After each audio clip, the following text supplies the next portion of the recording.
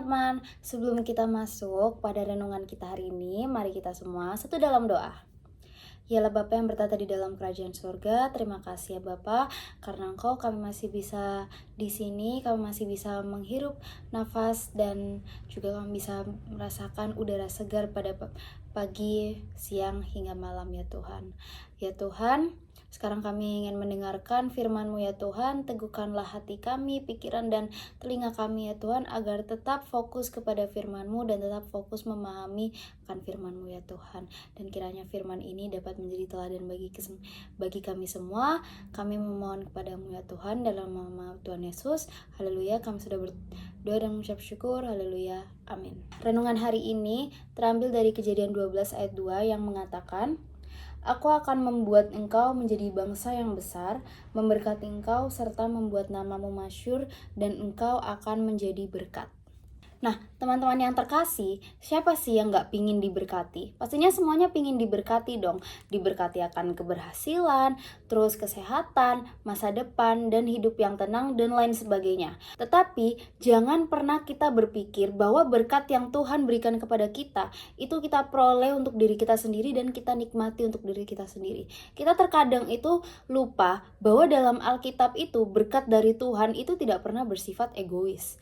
Bahkan Tuhan itu memberikan berkat itu untuk mengalir, bukan untuk kita tampung. Di tengah banyaknya berkat Tuhan, ada berkat yang Tuhan tuh ingin kita gunakan untuk diri kita sendiri. Namun ada juga berkat yang Tuhan ingin kita gunakan itu untuk memberkati orang lain.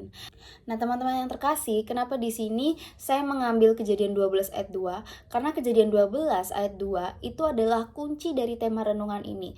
Di ayat ini menunjukkan bagaimana Tuhan itu memandang berkat, yaitu Tuhan yang memberkati Abraham, tetapi bukan hanya untuk dirinya sendiri, melainkan untuk menjadi berkat bagi orang lain. Dan panggilan dari Abraham ini, itu awalnya terjadi saat Abraham sendiri itu tidak punya keturunan, ia tidak punya tanah, bahkan Abraham sendiri itu tidak tahu ia harus pergi kemana. Nah, tetapi di tengah ketidakpastian itu, Tuhan tuh justru memberikan janjinya, yaitu aku akan memberkati engkau. Menariknya adalah Tuhan itu memberikan tujuan yang begitu jelas, yaitu dan engkau akan menjadi berkat. Ini menunjukkan bahwa berkat Tuhan itu selalu disertai dengan tanggung jawab rohani. Lalu teman-teman yang terkasih, ada beberapa Alkitab yang juga menegaskan. Pada Amsal 22 ayat 9, itu mengatakan bahwa orang yang murah hati itu akan diberkati. Lalu 2 Korintus 9 ayat 8 yang mengingatkan bahwa Tuhan memberi kecukupan kepada kita supaya kita dapat melakukan perbuatan baik. Dan yang terakhir adalah Wahyu 21 ayat 7 yang menunjukkan bahwa berkat terbesar itu adalah kita yang hidup sebagai anak-anak Tuhan. Teman-teman yang terkasih, di sini saya mau kesaksian sedikit. Dulu itu saya pernah berpikir bahwa berkat yang Tuhan berikan kepada saya itu adalah berkat yang harus emang saya nikmati sendiri dan saya peroleh sendiri. Tetapi seiring berjalannya waktu, saya memperhatikan mama saya sendiri. Nah, mama saya ini selalu mendapatkan barang-barang yang bisa dibilang mahal dan mewah dari teman-temannya, dari orang-orang sekitar. Nah, namun ada satu hal yang saya sangat tertuju adalah di mana mama saya tuh setelah mendapatkan barang-barang itu, ia justru membagikan dan memberikan barang itu kepada orang lain. Saya bertanya, "Ma, kenapa barang yang mama dapat itu kenapa harus dikasih ke orang lain? Padahal itu barangnya tuh bagus, barangnya mahal, lumayan kan kalau dijadikan koleksi." Tetapi mama saya berkata, "Mama memang dapat berkat dari Tuhan. Mama dapat barang-barang yang cukup bagus dari teman-teman mama. Tapi mama gak mau nyimpan itu sendiri. Mama mau kasih itu ke orang lain. Mama mau memberikan berkat itu kepada orang lain juga. Jadi mama gak mau nyimpan berkat itu buat mama sendiri, tapi mama mau memberkati orang lain juga." Nah, di situ setelah mama saya berkata seperti itu, saya mulai menyadari bahwa memang berkat yang saya dapatkan itu harus saya salurkan ke orang lain.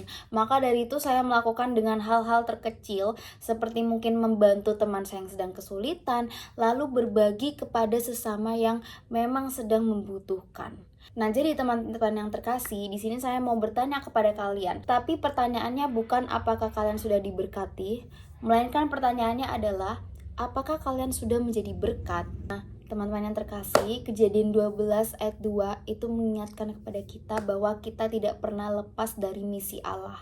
Setiap langkah, setiap berkat, setiap kemuliaan itu adalah suatu rancangan dari Tuhan. Tuhan rindu agar hidup kita itu menjadi alat kasih bagi dunia ini.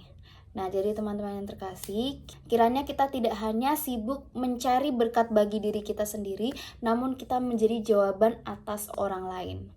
Nah, di sini sebelum mengakhiri, aku ada kata-kata untuk kalian, yaitu semakin kamu memberkati sesama, maka semakin Tuhan menitipkan berkat-berkat di dalam hidupmu. Amin. Teman-teman yang terkasih, untuk menutup renungan hari ini, mari kita semua satu dalam doa. Yalah Bapa yang bertata di dalam kerajaan surga, terima kasih ya Bapa, kami sudah mendengarkan firman-Mu hari ini ya Bapa.